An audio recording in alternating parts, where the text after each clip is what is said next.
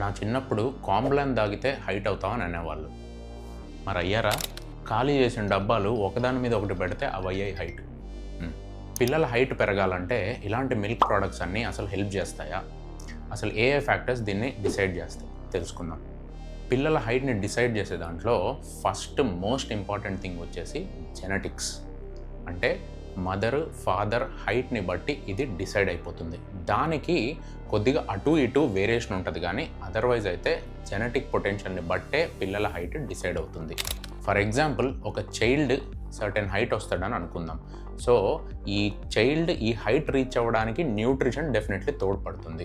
But అట్లానే ఈ milk products ఇవి ఎక్కువ ఇవ్వడం వల్ల వాళ్ళ పొటెన్షియల్ని దాటేసి ఎక్కడికో జిరాఫీ లాగా అయితే పెరిగిపోరు.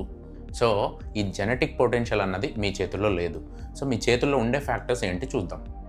సో మన చేతుల్లో ఉన్నవి 3 విషయాలు. ఒకటి న్యూట్రిషన్, మనం ఇచ్చే పోషకాహారాలు, అవి డెన్స్గా ఉండేటట్టు చూడండి అండ్ ప్రోటీన్ ఉండేటట్టు చూడండి. 2 activity, physical activity is most important. అంటే వాళ్ళు ఏదైనా ఆడుతూనే ఉండాలి. That is when bones are triggered to grow more. 3 అన్నిటికంటే మోస్ట్ నెగ్లెక్టెడ్ స్లీప్. సో ఈ 3 ఫ్యాక్టర్స్ దీన్ని కాంట్రిబ్యూట్ చేసి ఆ చైల్డ్ యొక్క మ్యాక్సిమం జెనెటిక్ పొటెన్షియల్ని రీచ్ అయ్యేలాగా చేస్తాయి. ఇవి ఇవ్వకపోతే మాత్రం దానికంటే కూడా హైట్ తగ్గే ఛాన్స్ ఉంటుంది. సో మీ చేతుల్లో ఉన్నది మాత్రం సరిగ్గా చేస్తే చాలు.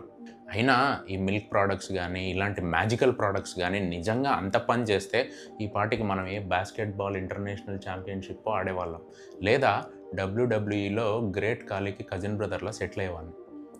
అర్థమైంది కదా? ఈ వీడియో సేవ్ చేసుకోండి, బట్ మీ పిల్లలకైతే చూపించకండి. వాళ్ళు మళ్ళీ మీరు కల్పించినవి తాగలేదు అంటే నేను బాధ్యుని కాదు.